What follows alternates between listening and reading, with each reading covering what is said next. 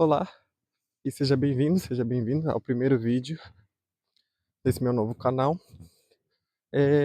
Nesse primeiro vídeo eu quero falar um pouco sobre minha jornada aqui no Japão, onde eu moro faz 12 anos.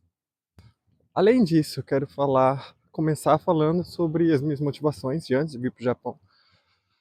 Por que eu quis vir para o Japão, por que eu quis estudar japonês, e como eu fiz para vir para o Japão, mesmo sem ser descendente. E também como eu fiz para adquirir o visto permanente do Japão, como se fosse o Green Card do Japão, também sem ser descendente. Eu acho que vai ficar um vídeo um pouco longo, mas eu vou colocar os capítulos ali direitinho, então quem não estiver interessado em ouvir a história toda pode pular para parte relevante, como por exemplo sobre quando eu falo sobre a bolsa do MEXT, que foi como eu fiz para vir fazer meus estudos de pós-graduação sem ser descendente, também quando eu falo sobre o visto permanente. Enfim, estou aqui passeando na cidade de Kyoto, onde eu moro, enquanto eu gravo esse vídeo. Então acho que em vez de ficar mostrando eu falando e vocês não verem nada além da minha cara, pode ser mais interessante que eu mostre o passeio ao mesmo tempo, não é? Então vamos fazer assim. Bom, esse rio que vocês estão vendo aqui é o Takanogawa.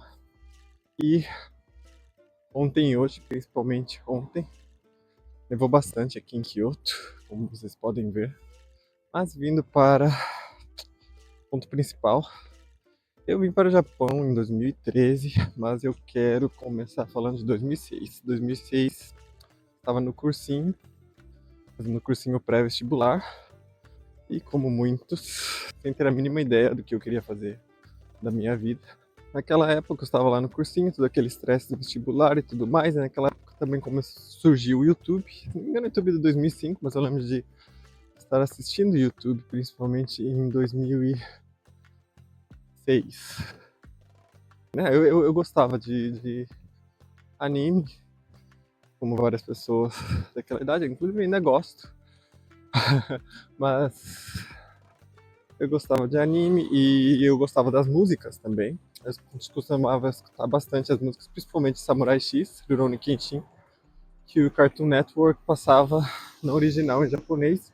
Um dia lá no Google não, né, no YouTube, resolvi pesquisar as músicas, para ver se não tinha, assim, performances delas ao vivo e coisa e tal. E eu lembro que eu gostei muito do que eu encontrei lá e simplesmente fiquei viciado em música japonesa desde então. E ok, chega 2007, eu passei no vestibular para biologia. O motivo de eu ter feito ciências biológicas são vários, mas um deles é que, como eu não sabia tanto assim o que eu queria fazer, mas tinha várias coisas da área de biologia que eu achava interessante, que eu teria um campo bem amplo de atuação no futuro, sei lá. Enfim, foi o que eu resolvi fazer, foi no que eu passei, era o que eu estava fazendo. Passou 2006, 2007, 2008, chega 2009, eu ainda viciado nas músicas japonesas, inclusive até hoje, vou deixar isso bem claro que, sei lá, 90% do que eu escuto até hoje são músicas japonesas. Mas eu não me lembro porquê, mas eu resolvi, já que eu gostava tanto de músicas japonesas, resolvi que eu queria aprender japonês. Mas também não era só por causa disso, eu acho que era porque eu já me dava bem com inglês, sempre tive facilidade em aprender inglês, então eu gostava da ideia de saber falar várias línguas, então naturalmente, se eu fosse aprender uma nova língua, não tinha outra a não ser japonês. E eu comecei fazendo aulas e tal, e eu gostava bastante das aulas, mas eu achei que eu iria progredir mais rápido se eu estudasse sozinho, que foi o que eu fiz a partir de 2009. Eu fiz acho que 6 meses de aula e depois foi tudo sozinho, procurando modos de estudar, metodologias e tudo mais na internet. Posso falar sobre isso algum dia no meu outro canal, que é em inglês. O primeiro vídeo que eu fiz, eu falo sobre isso. Eu vou até deixar aqui para quem quiser ver. Enfim, comecei em 2009, comecei a estudar japonês, daí chegou 2010, que era o último ano na universidade, e eu estava sem saber o que eu ia fazer na minha vida depois que eu completasse o curso. O que eu resolvi fazer foi a terminar só a licenciatura, porque nas ciências biológicas, onde eu fazia, você podia fazer as duas. Bom, teoricamente, você estava lá para fazer as duas, tanto a licenciatura quanto o bacharelado. A maioria das pessoas faz assim. Olha que bonito. Mas como eu estava meio assim, sem saber o que fazer, e fazer bacharelado daria muito trabalho, porque você teria que fazer pesquisa, escrever o TCC e tudo mais, a licenciatura me pareceu mais fácil. Resolvi que, primeiramente, eu vou me graduar na licenciatura, que foi o que eu fiz. Depois disso, eu não sabia o que ia fazer, se eu ia dar aula, ou o que eu ia fazer. O que eu resolvi fazer foi dar aula de inglês, porque eu tinha umas conexões na escola onde eu estudei inglês a minha vida toda.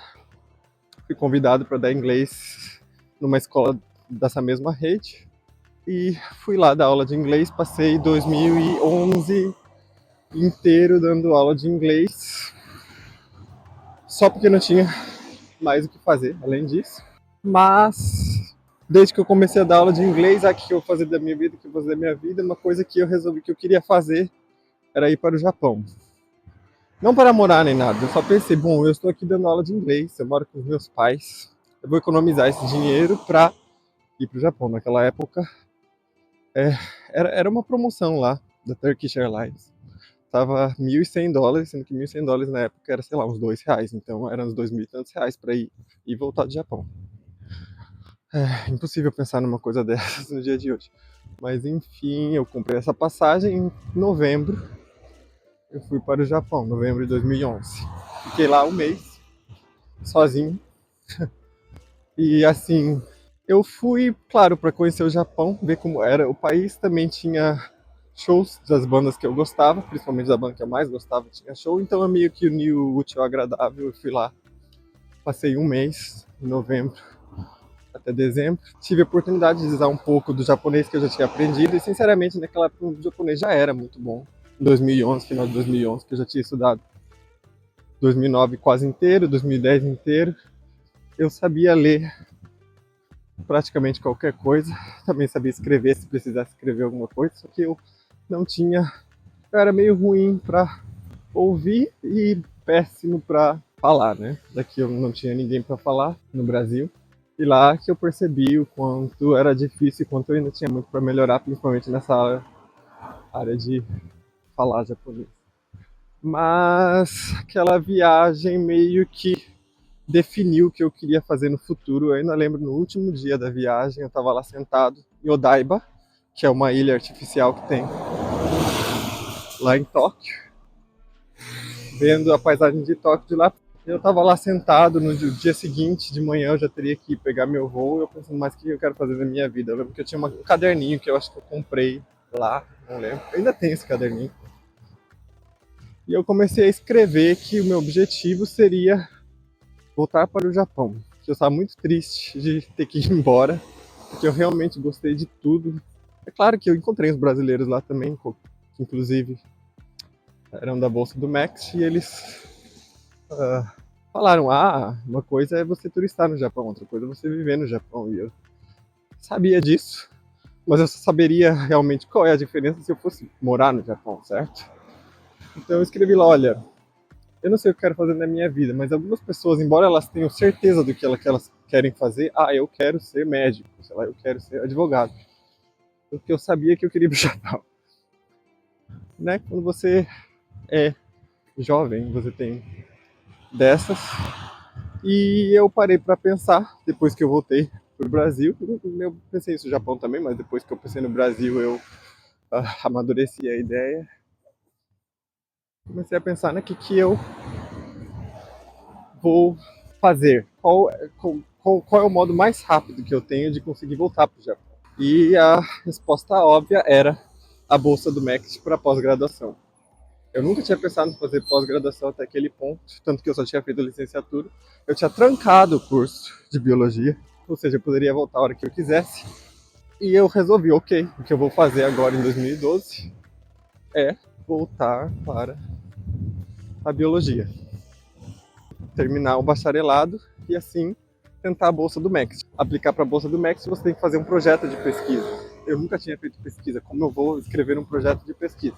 Então, perfeito, volto para o bacharelado, entro no laboratório, faço o que tem que fazer, faço meu TCC e assim, ao mesmo tempo, eu escrevo o projeto de pesquisa e os outros documentos lá que o Next pede. Agora chega 2012, né? Voltei para lá. O que eu precisava fazer para terminar o bacharelado era justamente isso. Eu só precisava fazer umas matérias optativas lá, não lembro quantas, e o TCC. Eu escolhi as matérias optativas que pareciam mais interessantes para mim. Eu achava que genética era um tema legal, então a maioria das aulas que eu peguei eram de genética. Nossa, não sei nem onde eu tô andando, mas é. Enfim, peguei aulas de genética. E uma dessas aulas, eu esqueci agora qual que era o nome da matéria, mas era falando sobre as últimas tendências na área de genética. Mais ou menos isso. A gente discutia artigos científicos que tinham saído há pouco tempo e tal. A professora que dava essa aula, era muito pouca gente, era eu e outra menina nessa aula. E a outra menina era do laboratório dessa professora, inclusive. Então essa professora, depois de um tempo que eu estava fazendo matéria, ela estava procurando um aluno de iniciação científica para o laboratório dela, que ela ia fazer uma prova para decidir quem ia entrar. E é lógico que eu apliquei. Assim, fazia anos, né? Mais de um ano que eu não estudava nada de genética. Dei uma estudada básica lá, fui fazer a prova. Eu acho que eu fui bem mal, mas. Vamos aqui. Mas ela foi com a minha cara. Então ela estava procurando um aluno, ela passou dois. Eu e uma outra menina que eu acho que foi muito bem na prova. No final das contas, a menina não foi, porque ela foi para outro laboratório. Ela tinha mais interesse, então quem entrou no laboratório fui eu. Assim, o meu objetivo de entrar no laboratório era justamente isso. Vou aqui fazer o meu TCC e vou sair. Mas eu acho que é importante falar que, assim, a minha experiência naquele laboratório foi muito incrível. Porque eu nunca tinha feito pesquisa, eu não sabia o que esperar, eu não sabia que tipo de pessoas estavam naquele laboratório. Mas, assim, 2012 foi um ano que...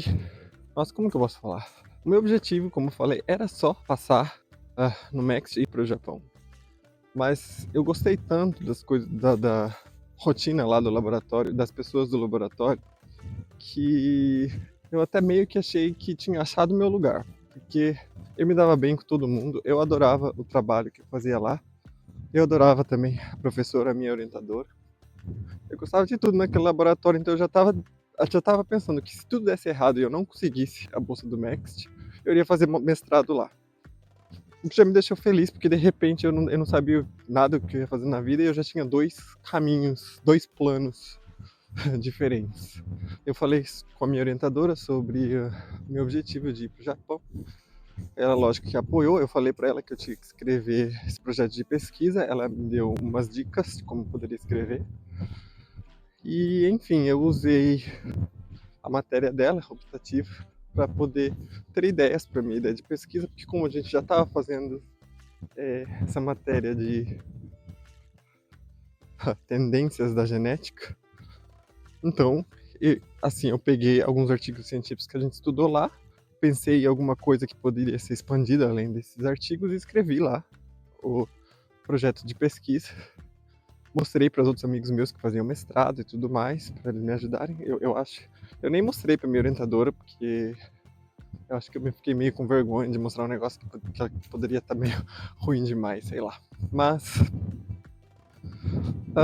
enfim, 2012 depois eu apliquei para o Next, quando chegou o momento de aplicar, que você aplicava e tinha que fazer, né, a prova de inglês e japonês. E eles falavam, né, que na prova de japonês, quem não sabia nada de japonês podia, sei lá, chutar só, deixar em branco, sei lá. E quem sabia, fazia. Eu não tinha falado para ninguém lá, ninguém sabia que cada candidato, eu incluso, sabia japonês ou não. Eu lembro que tinha lá o vice-cônsul, que era um moço bem novinho, e que ele viu que eu estava resolvendo a prova de japonês, porque, como eu falei, eu era bom para escrever e bom para ler, isso não era bom para as outras coisas, então, sinceramente, aquela prova de japonês não estava difícil para mim. Para a maioria das pessoas, elas deixaram em branco. E ele ficou, tipo, olhando, super interessado, assim, nossa, ele está resolvendo a prova de japonês. Não só ele, mas a outra moça do consulado também, que eu me lembro muito bem. Passou isso, depois eles iam dar o resultado da prova, o resultado da seleção dos documentos e chamar as pessoas para entrevista. Eu fui chamado para entrevista e essa entrevista também foi bem interessante, porque chegou lá na entrevista, o que eu lembro que estava esse vice-cônsul novinho, uma moça lá que trabalhava no consulado e outros dois que eu acho que eles eram ex-bolsistas. Enfim, o vice-cônsul estava muito interessado em mim, e eu tenho certeza que é porque tipo, ele ficou muito interessado no fato de que, como assim, esse moço sabe tanto japonês? É, a moça lá falou que ela estava lá meio que para traduzir para ele, que eu podia falar em japonês se eu soubesse, mas se eu não soubesse, ela traduziria para ele as coisas lá. E eu lembro que o que me marcou muito é que eu não lembro em que momento que eu falei isso para eles, se foi durante a seleção dos documentos que você escrevia isso em algum lugar, ou sei lá, mas eles sabiam que eu tinha ido para o Japão no ano anterior. E o que o vice-cônsul me perguntou foi o que eu achei do Japão. Ah, você foi pro Japão, ficou lá um mês e tal. E não era tanto o que você achou do Japão, era o que você achou das pessoas do Japão. Era essa a pergunta que ele me fez. Assim, eu tentei falar em japonês, mas não saiu nada. Então eu falei pra ela, eu vou responder em português. E ela falou, tudo bem, eu traduzo pra ele. E, nossa, eu não vou lembrar agora exatamente as palavras que eu dei. Só lembro que eu falei que eu fiquei lá em Tóquio um mês só como turista. E isso fez com que eu me sentisse como se eu estivesse meio isolado do resto das pessoas lá. Que enquanto eu era só um turista andando pra lá e pra cá, as pessoas estavam lá, indo no trabalho, indo fazer suas coisas de quem mora no lugar, né? Observando as pessoas, deu pra ver que eles são muito esforçados e que isso se reflete na qualidade do país e tudo mais, e que eu acho que estar em um ambiente assim iria ajudar no meu próprio crescimento pessoal, e eu queria sentir, saber como é viver na sociedade japonesa. Eu só lembro que foi mais ou menos isso que eu falei. Eu só lembro que os olhos dele meio que brilharam assim, né? Ele ficou muito feliz com a resposta. Sendo que até fiquei feliz por causa disso também. A única coisa que não me deixou feliz foi que quando a moça traduziu para ele, ah, enfim, eu entendi tudo que ela falou para ele e eu só fiquei pensando, nossa, eu tinha condições de falar essas mesmas coisas, só porque, né, no nervosismo e tudo mais, eu não consegui transmitir essas palavras em japonês, mas até melhor, porque em português eu tenho condições muito melhores de falar algo mais interessante. Ok, então terminou a entrevista. Eu não lembro quanto tempo demorou até sair o resultado. Só lembro que, bom, naquela época eu fazia o laboratório, que, como eu falei, era algo que eu gostava demais de fazer. Eu ia lá, se precisasse ficar horas lá até de noite, eu não tinha problema nenhum com isso. Mas também eu dava aula de inglês às vezes, lá perto da minha casa. E eu lembro que eu tava saindo de uma aula de manhã, tocou meu celular, que naquela época não era smartphone nem nada, era aqueles tijolões, tipo da Nokia. 2012, né? Meu primeiro smartphone foi 2013. Eu lembro que eu saí, era a moça do consulado, aquela lá falou, estou ligando para te avisar que você foi selecionado para a bolsa do MEXT. E, nossa, eu ainda lembro claramente dessa ligação. Não lembro exatamente do que ela falou, mas eu lembro, assim, sabe, do lugar que eu tava, da sensação que foi receber aquela notícia, porque tipo, é uma ligação que meio que muda a sua vida, né? De repente, olha, daqui a pouco, daqui a alguns meses, você não vai mais estar morando no Brasil. Você vai ficar, no mínimo, 2 anos no Japão. Não no mínimo, né? Você pode chegar lá e decidir em um mês que você quer voltar, mas teoricamente, no mínimo 2 anos no Japão.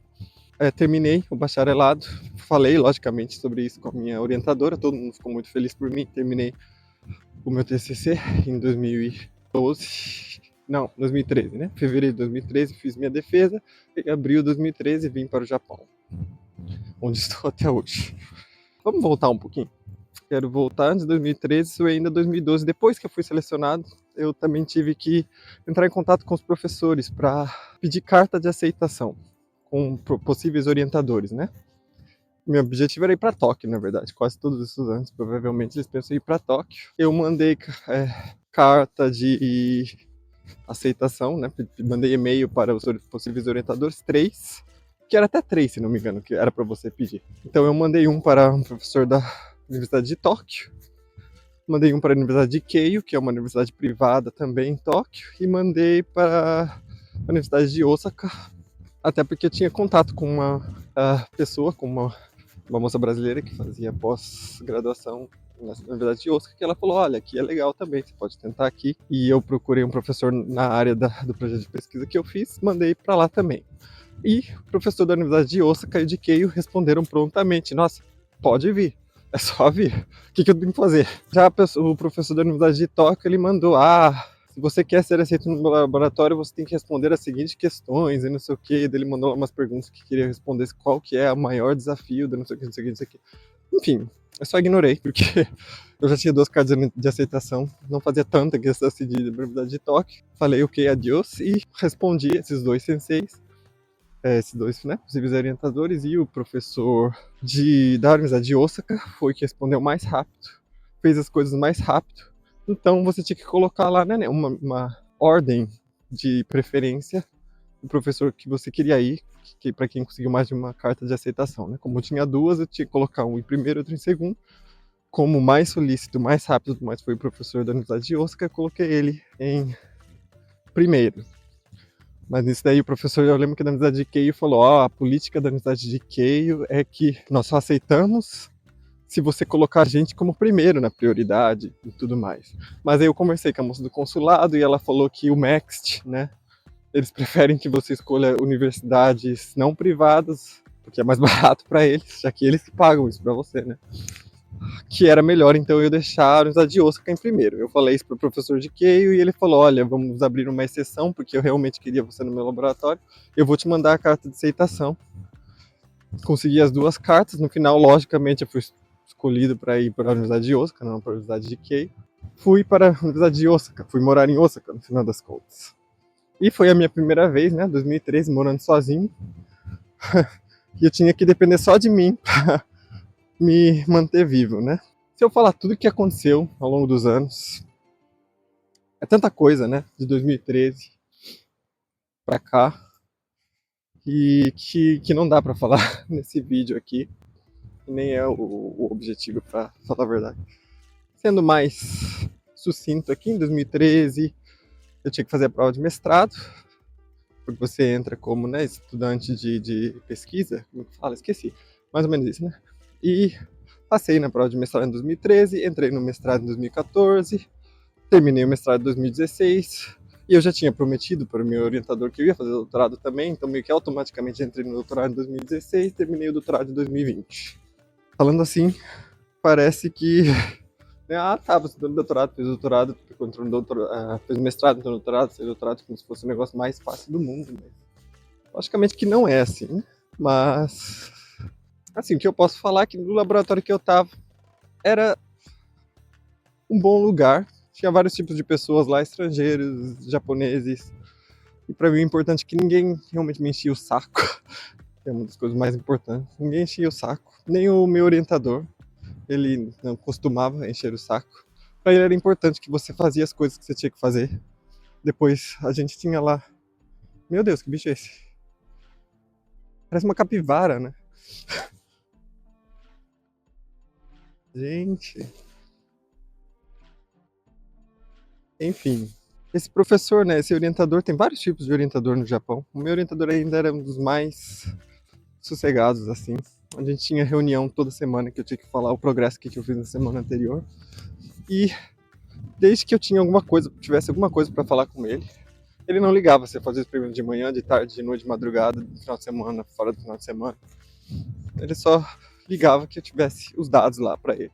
Então ele realmente foi um orientador. Ele era ocupado, mas ele estava lá para conversar comigo quando precisava durante todos esses anos.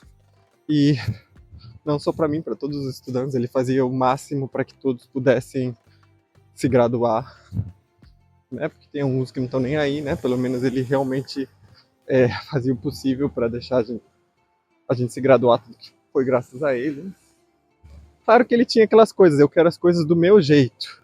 E nem sempre as coisas do jeito dele são do jeito que eu queria fazer, principalmente no doutorado. Mas eu sempre pensava, meu objetivo aqui é me graduar, conseguir o doutorado, então tanto faz. Tem que ser do jeito dele, vai ser do jeito dele mesmo. Que eu não tenho, se for colocar tipo, no ranking de posições, ele tá sempre acima de mim. Então, deixa assim. E aqui no Japão, né, em 2019, que eu tive que procurar emprego, se eu queria continuar no Japão. Como eu estou aqui, logicamente, vocês já sabem o que eu queria. Tinha que procurar emprego e em 2019, né? Normalmente um ano antes. Como eu estava ocupado com as coisas do doutorado, que eu estava já escrevendo o artigo que você tem que publicar para poder conseguir o doutorado, eu não apliquei para tantas empresas assim. Quem está procurando mesmo, principalmente aqueles que não fizeram pós-graduação, né, que só fizeram a graduação, eles tentam, sei lá, 20 empresas, até mais. Eu tentei acho que 3, 4, não mais que isso, mas fui chamado para entrevista para 2. A empresa que eu realmente entrei, e a Shiseido, empresa de comércio cosméticos Shiseido, fui até a entrevista final, que eu achava que era uma entrevista só para confirmar, né, tipo, as mesmas coisas que eu já falei nas outras entrevistas, mas não, era uma entrevista completamente nova, que foi bem mais, assim, complicada que as outras, eu não falei coisa com coisa. Enfim, era óbvio que não ia passar, eu realmente não passei. Fui para a empresa que eu não quero falar o nome aqui, por privacidade, mas eu passei. E é uma empresa que atua no Japão todo. Eu continuei aqui na área de Kansai. Eu morava em Osaka, mas eles me mandaram para trabalhar em Kyoto, que é onde eu estou até hoje, né? Mas como eu entrei na empresa em abril de 2020, bem na época do Covid, inclusive, eu fiquei vários meses assim fazendo vários nadas em casa, porque você não tinha como ir para a empresa, não tinha como trabalhar direito. Tinha um treinamento. O que aconteceu foi que a gente fazia o treinamento em casa, lá no computador. Terminou o período de treinamento, só que não tinha o que a gente fazer, então a gente fez mais treinamento. Sabe, vocês vão ter que fazer isso aqui porque não tem mais o que fazer. Eram tipo, os treinamentos que nem estavam lá no calendário deles, mas a gente fazia só para fazer alguma coisa. Mas foi tranquilo, né? Em vez de trabalhar das 9 às 18, como é o normal, a gente, sei lá, 4 horas da tarde, ok, vocês estão livres, podem fazer o que vocês quiserem. No final das contas, como era Covid, não é como se tivesse um monte de coisa para fazer também. Só em casa, né? Mas, assim, diferente de outros países, é importante falar que aqui no Japão, quando você é o que eles chamam de seishain, né, um empregado oficial da empresa, que você não tem um contrato com, como que fala? Você não tem um contrato que diz até o dia que você vai ter que trabalhar, né? O seu contrato é indefinido. É normalmente uma posição muito estável, principalmente em empresas grandes, né, que provavelmente não vão falir, porque assim não importa o que você faça, eles não vão te demitir. Você pode ser assim o maior incompetente da Terra e em vez de demitir, eles só vão te mandar para outro departamento onde você não tem que fazer um trabalho que seja lá muito difícil, porque você não consegue fazer nada, mas te demitir eles não vão. Pode não aumentar muito seu salário e tudo mais, mas enquanto você quiser continuar lá, você vai continuar lá. A não ser que você faça uma coisa muito errada, como, sei lá, você matou alguém na empresa, daí logo você vai ser demitido e vai preso também. Mas se não for assim, você não quebrar as regras da empresa nem nada, você não vai ser demitido. Simplesmente isso. E lá é assim também, então mesmo com Covid, sem Covid, algumas empresas cortaram o salário dos funcionários, mas assim, muito pouca gente foi demitida.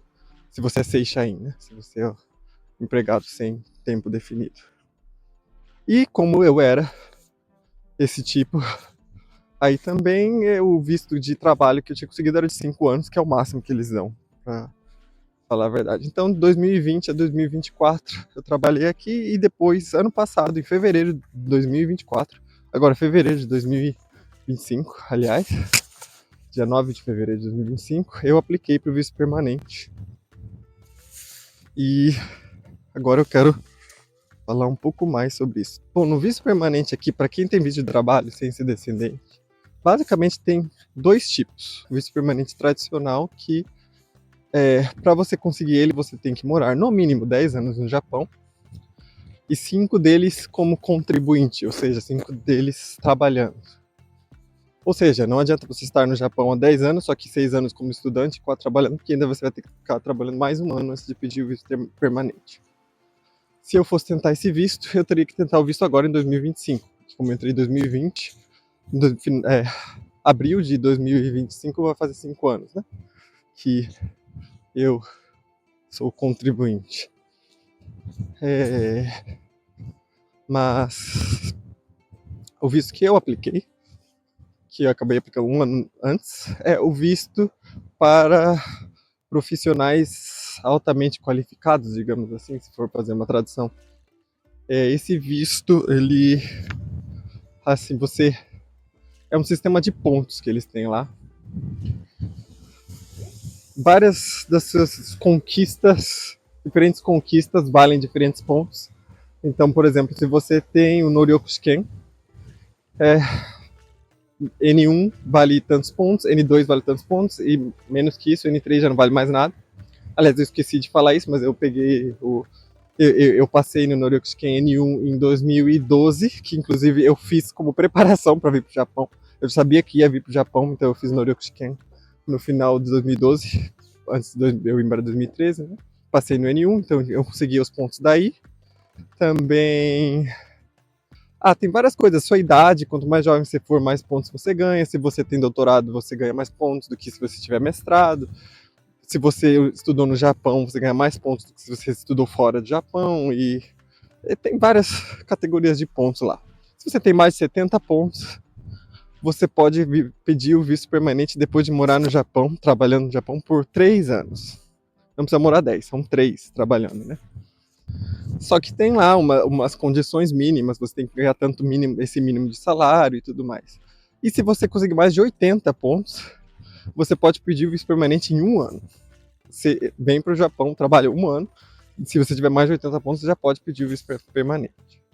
No meu caso, eu esqueci agora quantos pontos eu tinha exatamente, mas se não me engano era 75 ou 70. Acho que era 75, ou seja, ficou faltando 5 pontos para eu poder aplicar para aquele de 1 ano, embora eu já estava aqui há 11, né? Então eu apliquei para aquele de 3, eles iam olhar os últimos 3 anos, né?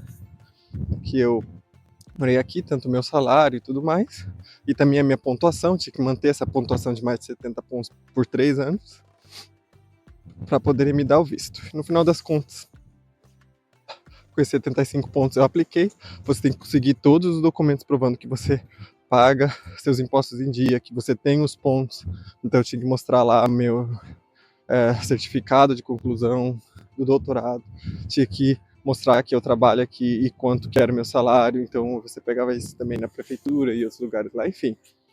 Você reúne todos esses documentos, aplica lá e depois espera. Demorou um tempão, apliquei em fevereiro, não vinha resposta, passei o ano inteiro esperando a resposta. E a resposta... Bom, eu entrei em contato com eles 2 vezes nesse tempo, falando, e aí, vocês vão me responder ou não? A primeira vez, a moça com quem eu falei, falou só que, demora mesmo, espera aí. E a segunda vez que eu fui, que eu acho que já foi em novembro, por aí, a moça falou, pelo que eu vi aqui, o seu processo já foi concluído, só faltam umas confirmações finais lá e nós já vamos te enviar a resposta. Que eles enviam a resposta para você via correio, tem um cartão postal lá que você mesmo escreve, você escreve seu endereço certinho. Então eu já fiquei o ano todo pensando, certeza que eu escrevi esse cartão postal errado e ele foi lá para, né, foi entregue sei lá onde. Mas não foi. Eu não escrevi errado. Eu não escrevi errado no final de 2012, dezembro de 2012, não, dezembro de 2024. Pulei 12 anos aqui do nada. Chegou lá o cartão postal na minha casa e eu consegui o visto permanente. No dia seguinte, eu fui lá, já na imigração, peguei meu visto, né? Você tem que pegar o cartão de residência, que diz lá que seu visto é permanente. Eu estava aqui, né, no Japão, atrelado ao meu visto de trabalho, atrelado ao meu emprego. Então, se eu saísse desse emprego, ou eu achava outro, ou bye bye. Agora, com esse visto, eu posso trabalhar em outra área, eu posso sair do meu emprego, ficar um tempo sem emprego e procurar outro depois, enfim. Posso morar aqui, contanto que eu moro aqui, que eu pague meus impostos, que eu pague as coisas que eu tenho que pagar, que tem várias coisas que, né, viver implica em pagar, eu posso continuar morando aqui. Então, digamos que a partir de agora é um novo capítulo na minha vida. Com certeza sim, né? Com certeza 2025 vai ser muito diferente de 2024. Bom, quem sabe eu fale mais sobre isso em futuros vídeos. Então é isso. Essa é um pouquinho só da minha história aqui no Japão. A minha história antes de vir pro Japão também. Bom, eu tenho também um outro canal em inglês que eu falo um pouco sobre japonês, sobre uma dica de japonês que eu também pretendo continuar. Além de fazer esse outro canal aqui. Sobre esse outro canal é difícil falar exatamente sobre todos os assuntos que eu quero comentar aqui, mas vai incluir, bom, vida no Japão, lugares legais no Japão, lugares legais em Kyoto, lugares legais em Kansai, Osaka, enfim, essa área aqui, informações relevantes sobre quem quer saber um pouco sobre como é viver no Japão, sobre quem está pensando em vir para o Japão para passear, para morar, para enfim. Eu sei que já tem vários vídeos desse tipo, mas bom, cada pessoa tem uma perspectiva diferente. Quem sabe a minha perspectiva pode ser interessante para você também. Então, se você tem interesse nisso, clique lá para se inscrever no canal e nos vemos no próximo vídeo. Tchau, tchau!